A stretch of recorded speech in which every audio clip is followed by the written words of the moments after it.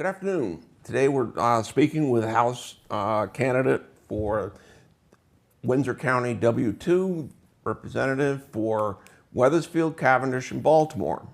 Mark Yuengling is the candidate. And Mark, can you tell us a little bit about yourself and why you want to be the representative? Okay.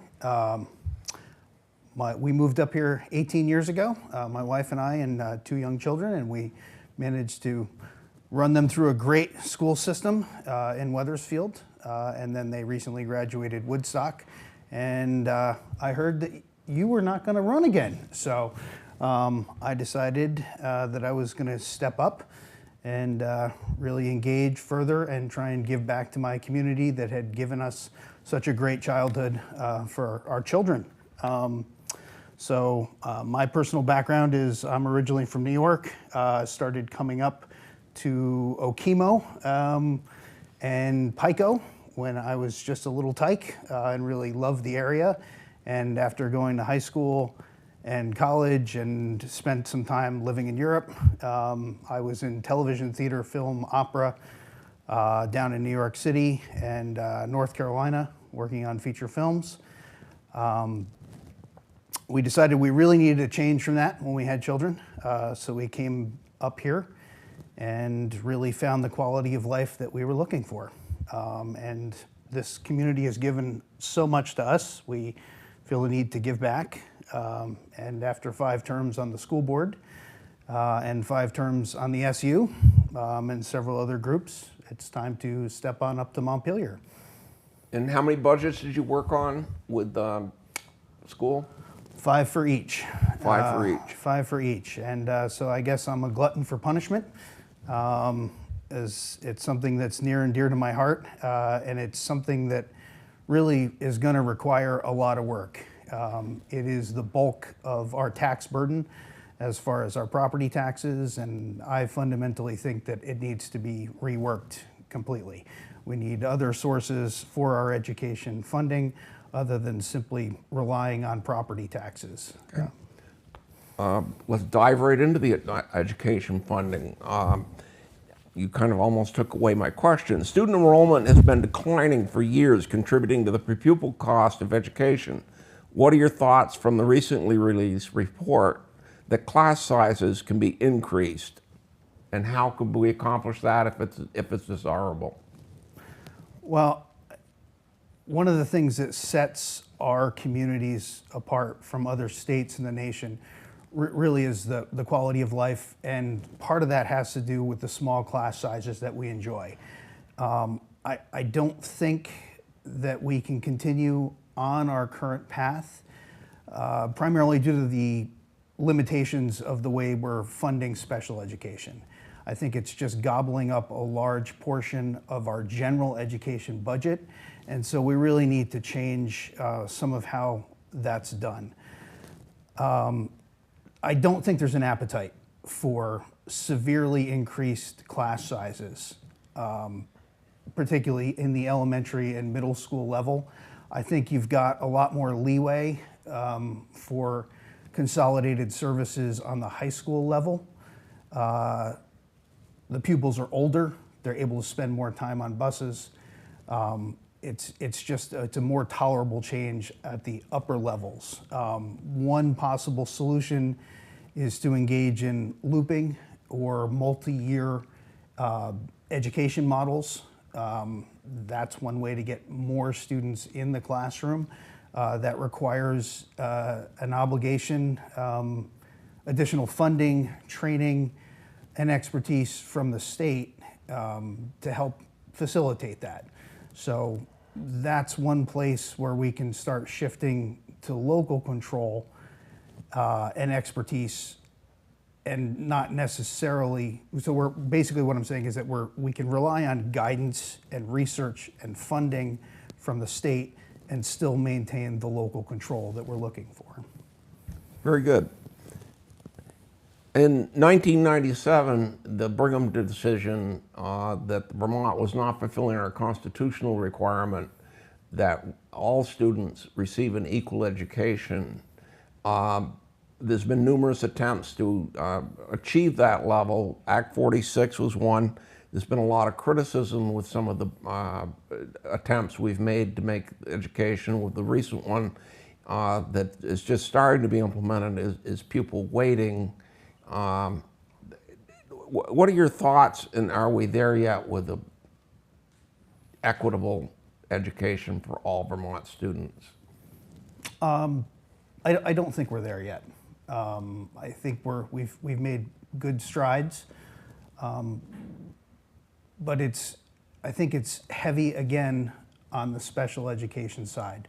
I think if we're really truly going to be equitable and serve all of our pupils, we need to specifically address our most at-need pupils that are in a position to disrupt the general education classroom. And I think that's someplace that the state really needs to step up. And it is a stumbling block for making sure that all of our students have the same access. It's a balancing act between making sure that we support those students in every way that we can, at the same time as not diminishing the quality of education for what should be another 95% of students. So these pupils deserve the best education that they can get, but not at the expense of 95% of the other students. So as far as access goes, of course, geography is a huge concern. Simply getting students where they need to be, but figuring out who gets assessed as requiring special ed services is rather crucial to making it equitable for all of our pupils. A substantial conversation during this election cycle has been the increase in property taxes. Some communities have gotten hit quite hard, some communities have not gotten hit so hard. Right now, our education funding comes from many different sources. The lottery, the sales tax, part of the purchase and use tax. Do you see any other possible revenue sources for funding education? One of the first things I think we need to look at is the big change in terms of our population that happened during the pandemic. We had a lot of people move in and change our housing stock. So that created a pressure on the system and reduced inventory of houses. But the other thing that it did is bring in a large number of very high income individuals. We basically, in the upper brackets of what it is people are earning, we went from a personal income tax of around, I want to say, 850 million. We've had an increase of over 850 million from pre-pandemic levels. So I think that's an ability to pay that we need to look at expanding into. So there's one spot there. Another way, you can't necessarily consider this an income, but simply increasing the efficiencies, perhaps looking at expanding supervisory unions, because they're all tied together, and we're so heavily reliant on the property tax. It is, my estimation, 2/3 or so of the total funds for education are coming from the property taxes. And if it's fine, if you're in a boon time and everybody's got all the income they need, that's not a problem. But that's not the world we're living in. We don't have that much disposable income for the bulk of Vermonters. And so we need to change to alternate sources. Very good. I'm going to shift gears a little bit. The U.S. Supreme Court ruled that if states choose to contribute funding to private schools, they must also give equal treatment to religious schools. The Vermont Constitution, Article 3, states citizens shall not be compelled to contribute public dollars to any religious entity. What are your thoughts to reconcile the conflict between the Supreme Court decision and our Vermont Constitution? That's not a softball. Didn't say it would be. Okay, fair enough. To be honest, if I had seen this coming, this reality of the melding of church and state, I don't think I would have joined the school board, because I don't have a great answer to that. I am fundamentally opposed to taking public funds and funding religious institutions.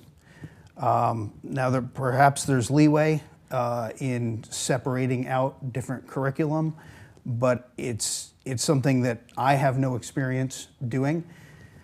I just don't think there's any way to equitably fund any religious institutions without discriminating against others. And I don't see an appetite for us funding a mosque, public education system, or not public education, but religious education. I don't see an appetite for that. And so it's the same thing for the more traditional dioceses. And I think it's an important distinction that we're going to have to come to grips with. And so, unfortunately, I don't really have an answer to your question. Fair enough. Now we're going to shift gears a little bit again. You hit on this a little bit earlier. Affordable housing, and housing in particular, is a serious problem in all corners of the state. What are your thoughts on the cause and possible solutions to help with the housing crisis? Well, we've got a number of different stressors. One is out of state coming in and buying up properties because it's a great place to live and people want to be here. And I can understand that. One of the things I think we need to seriously look at, we've already started to, as far as changes to Act 250 and more urban development. I think there's a lot that the state can do and localities can do to all work together with landowners, with local town governments, and really focus on creating downtowns that are not susceptible to the flooding that is coming. It's coming more and more frequently.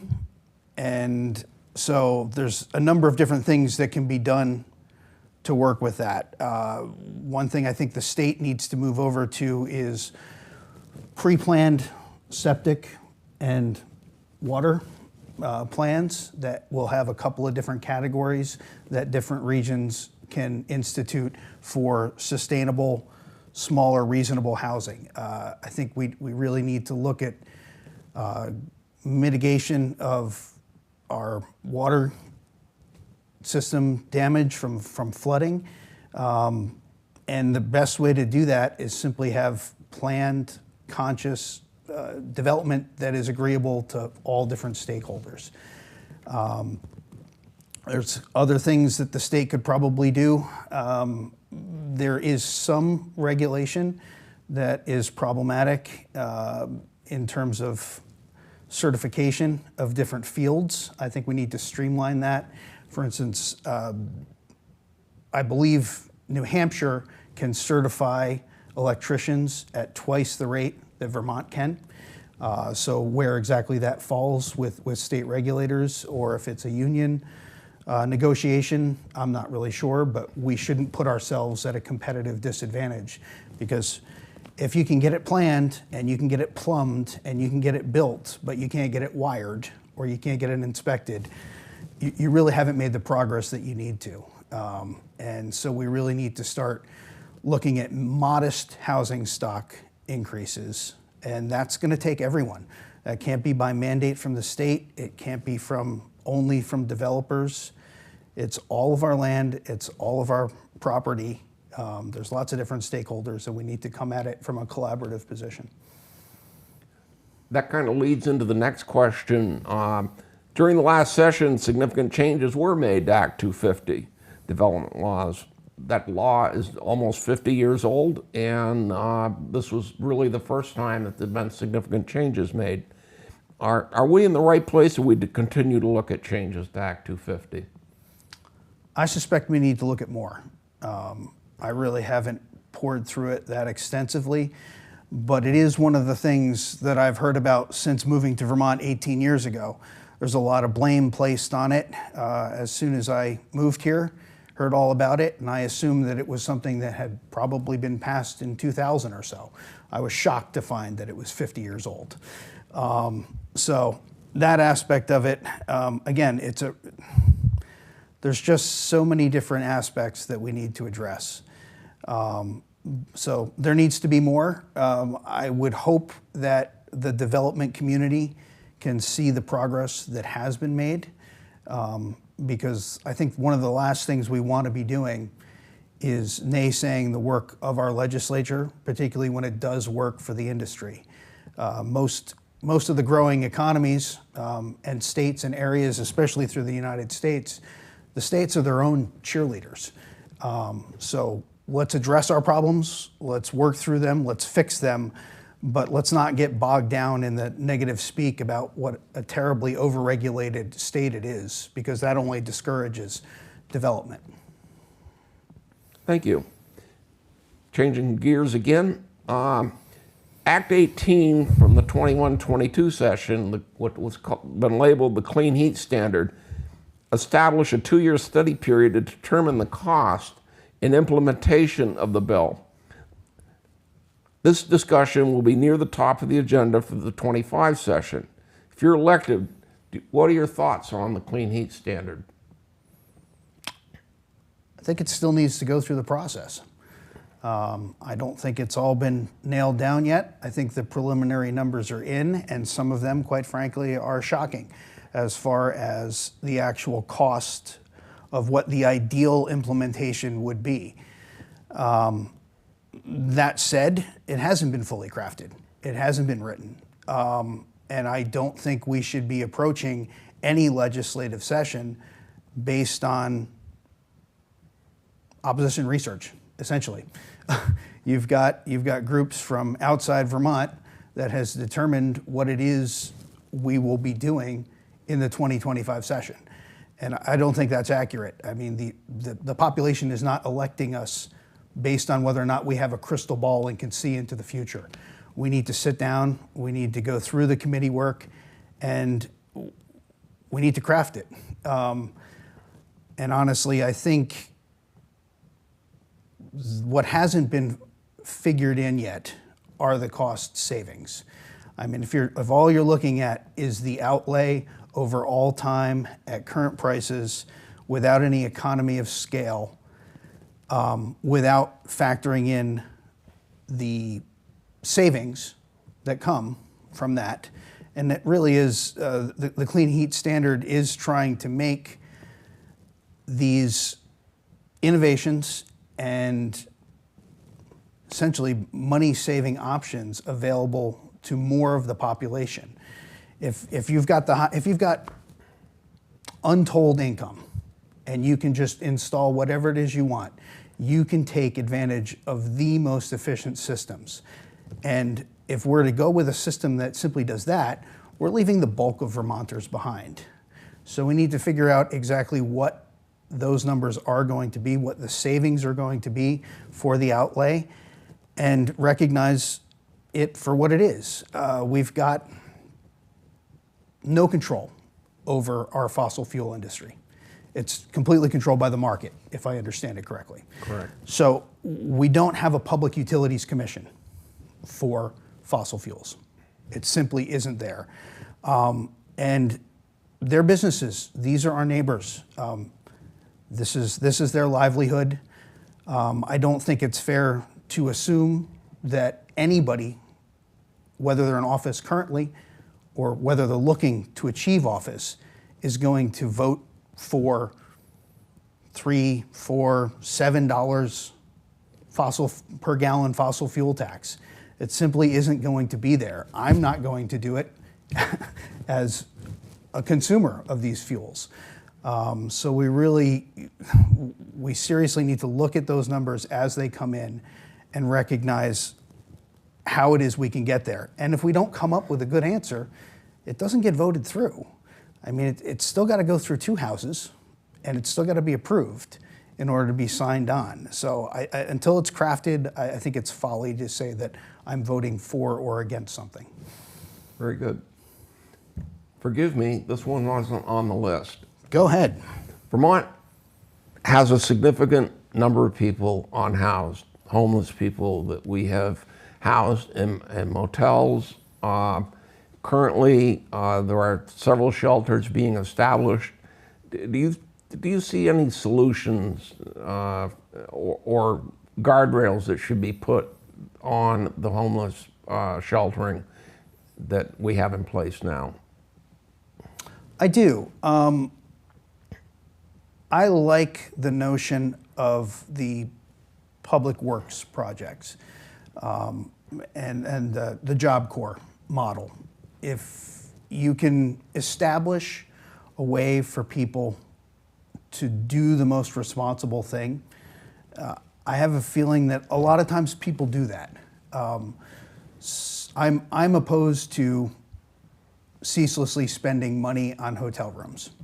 I think we need to establish training programs and move forward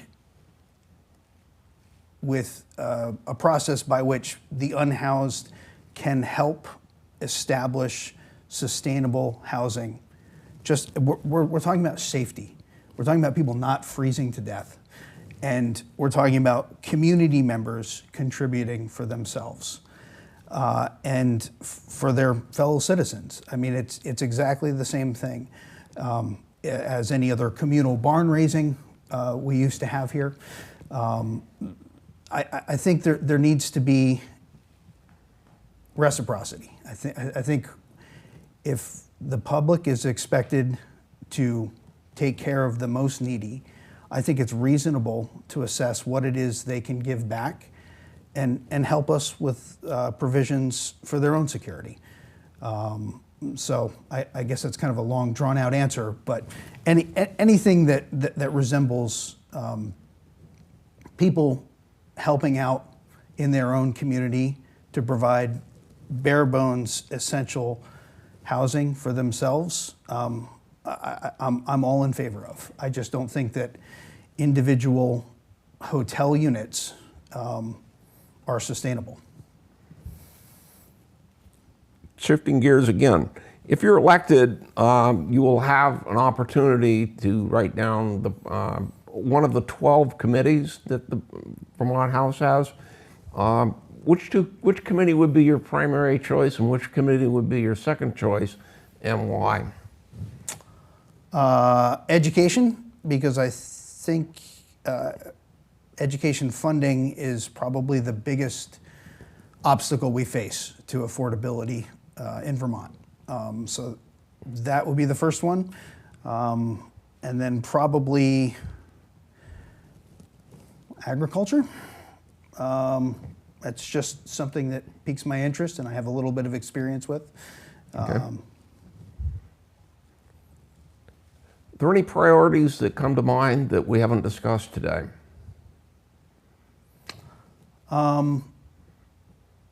Yes. There's a general tone in Vermont that has shifted in my time, in my 18 years here. I feel like there's too much mistrust being peddled throughout our society. And I'm here to say that I'm running for office because my faith in my fellow Vermonters has not been shaken. I love it here. I have absolute faith in my neighbors that we can disagree about how to best do things, and yet we can still take care of each other. I've seen a big shift online in terms of how people will go after each other, make allegations about their town workers, everything else. And most of the time when you talk to each other in person, it's simply not true. I think we need to work on the very real problems that we have And I feel like we need to not be distracted by that which is fed to us through cell phones and the internet and YouTube and everything else. And Never failed. pause. Sorry. Yes. We'll cut. Okay, cut. We're rolling. We're still rolling? We are. Okay. This is a great place to be. It's where I want to be. It's the Vermont that I want to help create is one that my kids can come back to because there's no place else they would rather be. So we've got a lot that we need to do, but most of it starts with simply recognizing what a gorgeous spot it is and the great people that are here and the positive intentions of almost all of our neighbors. So my faith has not been shaken in Vermont. Thank you, Mark. Okay. Folks, that about wraps up the interview with Mark. Reminder that the general election is November 5th. I think everybody's pretty familiar with that. You should have received your vote by mail if that's what you choose to do. There's several different other ways you can vote. You can, if you've lost your ballot, you can get a new one when you go to the poll. You can bring the one sitting on the kitchen table with you at the poll. There's no excuse to not be voting in this election cycle. Every vote is counted and every vote is important. Thank you.